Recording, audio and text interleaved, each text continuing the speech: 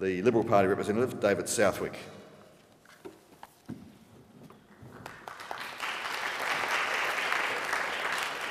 Thank you, Frank. I'd firstly like to also recognise the Mayor, Frank O'Connor, Members of Parliament, Tony Lupton and Martin Foley, and fellow candidate, Philip Walker.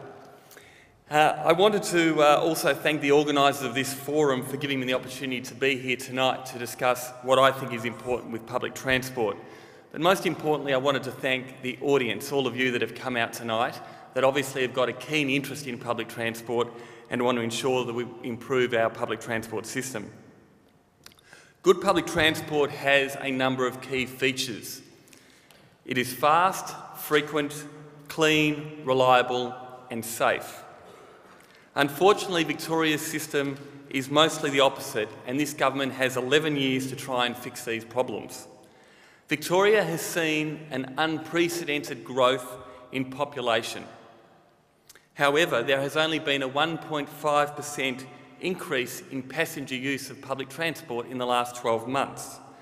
This is minimal and not financially sustainable if we are going to provide an efficient and reliable public transport system. As a businessman and a father, I want to know that children who use the public transport at night, that they are safe. I also want to ensure that when I use the public transport and I need to get somewhere, that I make it on time. I'm just like thousands of other commuters that use our public transport system every day. Countries in Europe, Canada, Asia get it right. Why can't we? In my experience, it's a pleasure to hit the subways of Hong Kong, Singapore and Japan and know that the services will be clean, reliable and safe. In Victoria, we should demand the same. Locally, our Sandringham line seems to be on a progressive downward slide. In the last 6 months, we performed better in terms of cancellations. We performed worse in terms of cancellations than we did the 6 months prior under Connex. Across Melbourne, we have had more than 75 train cancellations since Metro took over.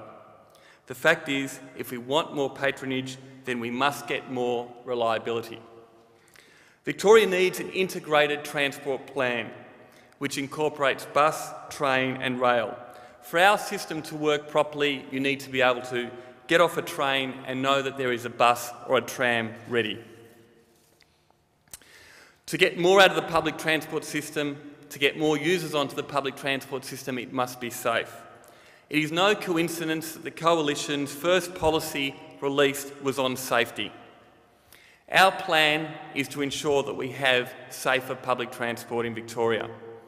This includes 940 protective services officers on all metropolitan stations from 6 p.m. until last train. 100 plus additional officers to patrol trams and bus networks, and over $200 million spent over 4 years. The Coalition will not tolerate violence or antisocial behaviour on public transport. Just last week, a 38-year-old Caulfield man was repeatedly bashed by 6 youths at night at Malvern Station. This is just one example of the many, and it's something that we just can no longer sit by and accept. I'm sure that many people here tonight are here to talk about Balaclava Station. In a recent open letter sent to John Brumby and Ted Bellews, co-signed by the Secretary of the Police Association, 48 stations in Victoria which have been identified as needing more security, including for it to be fully staffed. The government's own crime stats report 37 criminal incidents on the Balaclava Station in 2009. The current station, consisting of poor lighting, security system consisting of a red emergency button, is just not good enough. Apart from the huge safety concerns, Balaclava Station is in desperate need of a makeover. If I am elected, I will fight for a redevelopment of this station. Balaclava Station is rapidly falling into disrepair and it is unsafe. We've all seen and read, and many of us are aware of some of these issues, but I think it's important to point them out again. Balaclava Station is the second busiest station on the Sandringham line behind Elsternwick, with some 14,000 commuters each week. Disability access is inadequate, and the current ramps are certainly seen as non-compliant, too steep and in a terrible condition. Poor shelter, particularly during peak times. The station has poor visibility. There are no bicycle storage facilities, and during peak hours there is limited space on platforms and definitely not enough to facilitate commuters. In fact, I received a letter last week from a commuter who was travelling on the train on the weekend with his children and was surprised that somebody hadn't fallen off onto the train station. During peak hour, it's just not good enough. What also surprises me is when you go to Balaclava Station, you feel that you're in a time warp. We don't have electronic boards. What we have is a whiteboard that tells us when the next station is about to come.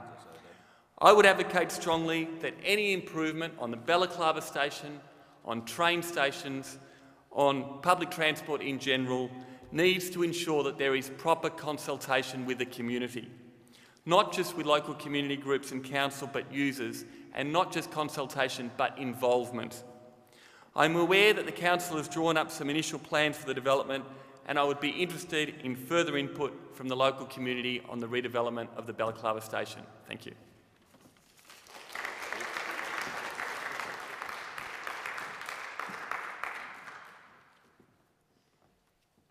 Well, we've certainly heard some interesting thoughts tonight and interesting views.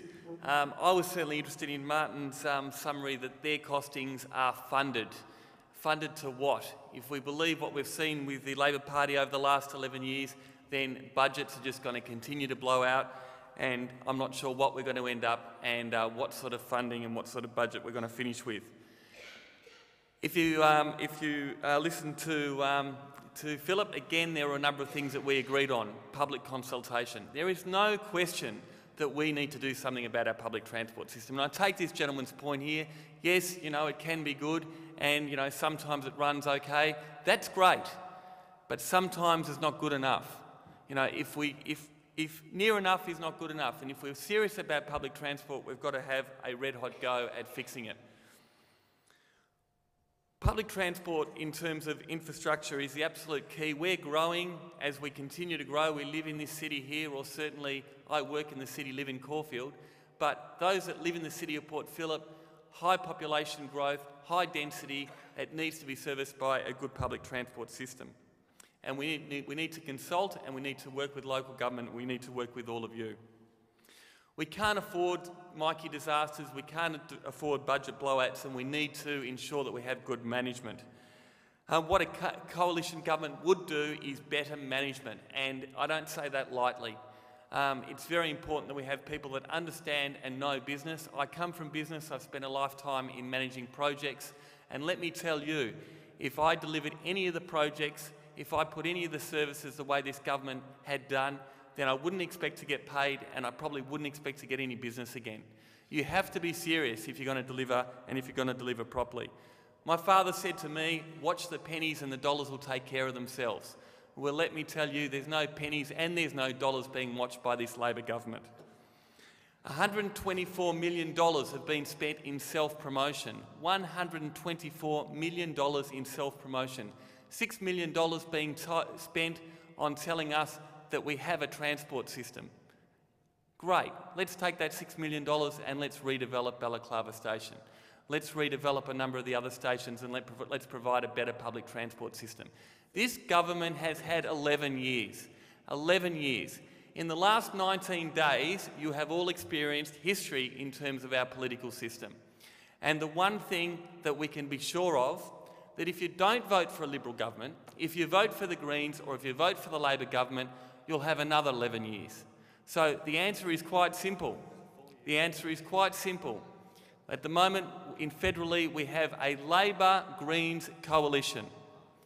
In the state, you have no other opportunity, but if you want change, if you want real change, the Liberal Party are the only ones that are going to be able to provide it to you in November. Thank you.